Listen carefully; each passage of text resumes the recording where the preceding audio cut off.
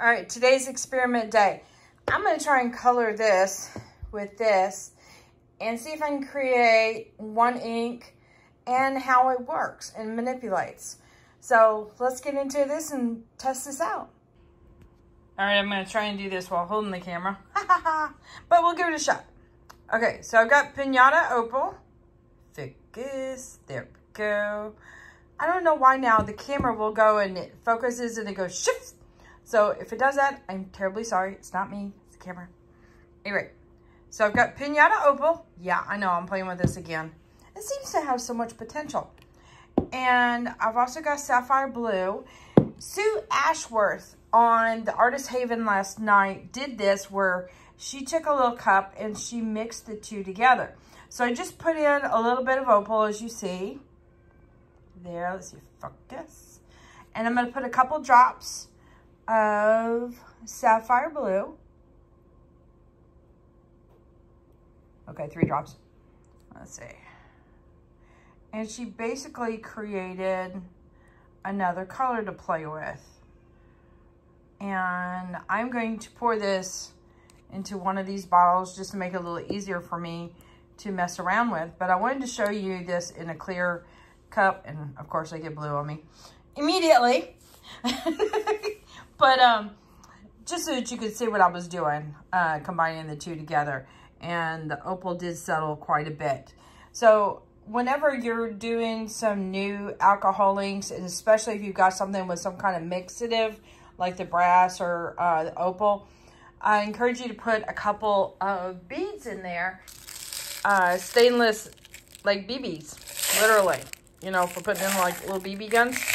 So you can get a huge container of them for really inexpensive and they'll last you forever. And just like in paint cans, you know, when you shake them up, you'll get that little rattle in there, but it'll help out with the mixative just before you apply it. So anyway, I'm gonna go put this in there and we'll get started. Okay, I successfully got that into that. It is so much easier to do this with paper cups because you can pinch them and it creates that little V and can go in the little nozzle a lot easier. But I did end up adding just a little bit more of the opal to it and a little bit more of the blue, about the same ratio. And I add my little BBs, you can hear.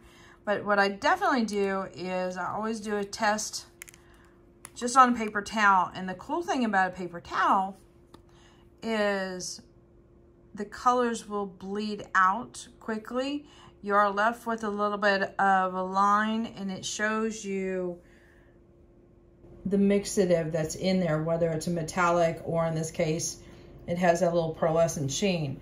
But you see the color in there. I'm so zoomed in, I can't even find my finger there. There we go. But you can see the color there coming out and it's a really pretty light blue and I am happy with that. I've got a brown here that I mixed up with my Alumilite dyes. I believe it's just a couple drops of brown in there. I'm gonna use a little bit of brass in the blue and just play with it like normal and see how it behaves. And then I might even go and apply some straight on with a brush and see what that looks like too. So let's get to playing. I throw some color down like I normally do. Get some alcohol ink. I'm using 91% alcohol. You can use blending solution. I find 91 works fine for me. And some people even go as far as using 99, but definitely use a well-ventilated area if you do that, because those fumes are so strong. Yeah, I think this is only like 1 drop of brown in my solution there. And it's the Alumilite dyes that Stone Coat sells. And then this is the opal with a couple drops of Sapphire Blue. Oh, geez. That's, oh my gosh. That is so stinking pretty. Okay, I haven't even moved this stuff around. Seriously? Okay. Let's see what happens. Of course I'm doing this without gloves. Oops. Now I have some theories about how this will behave a little bit. So let's see if this actually happens. I think what might happen is some of the opal might bond with the board quickly, but not completely. Because it does seem to move a little bit. I put on way too much alcohol. I'm gonna take a little bit to evaporate here. Get in here with this brass, see if I can loosen that up a little bit.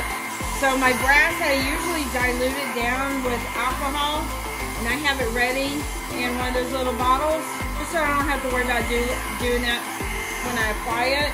And that way it seems to break up really easily on the board and not overwhelm my piece. That's just like an easy preventative measure for me. All right. Sorry, I had to take a little bitty break. We had something that came up and got a phone call. You know how life happens. Let's see if I can move this around. It kind of started drying on its own. But that's all right, because I've already got this area here that's I'm going to reactivate with some more color and just start playing and manipulating with this. So let's see what happens. You know, my first thought is like, you know, experiment time, and then how far can we push it? Look at that.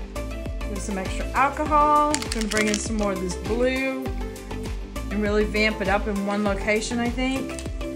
And I think I want to add a little bit more brown over here. I guess while we're at it, let's do some brass.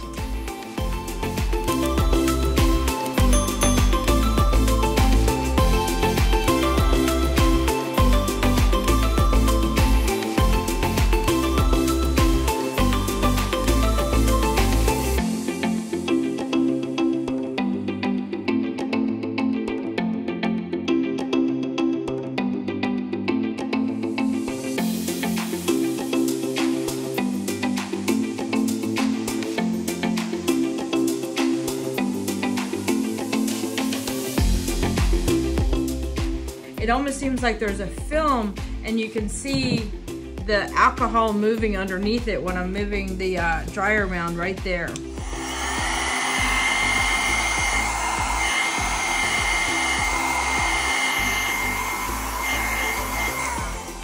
And that's just from the mixative from the brass as well as the opal. That's just collecting different deposits and such. A little bit of brown right here. Don't know why, sometimes you get gut feelings.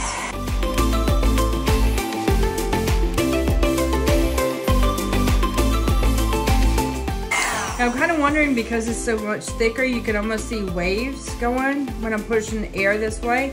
I'm going to do slow and steady pressure and see if I can get that pattern to stay a little bit. See right there, the little waves? I don't know, I'm just curious whether or not it will.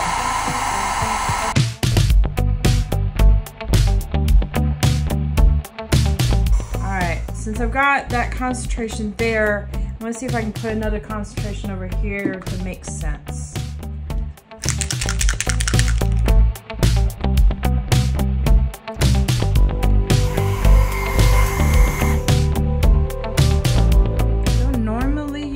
When just moving it back and forth, but I find with the added mixatives it seems to help.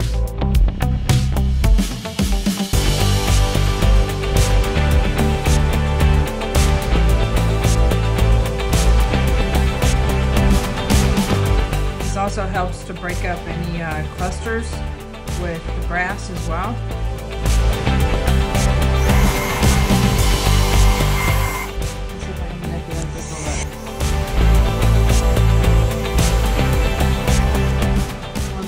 And stuff that's right in there.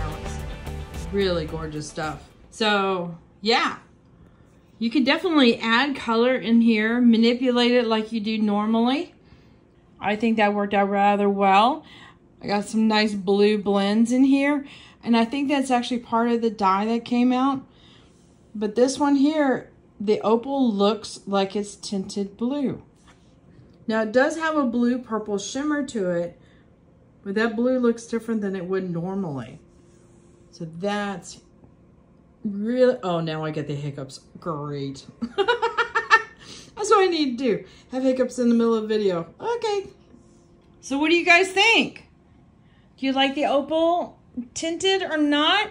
And thank you, Sue, for that idea. I had to try that one out. Definitely.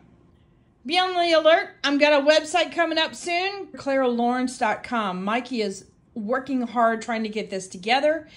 And I wanted to see what you guys thought of that. Coming up soon. I'm going to have some paintings up. We're also going to put together some t-shirts and different things like that. So all different kinds of things. Check that out and be looking for that.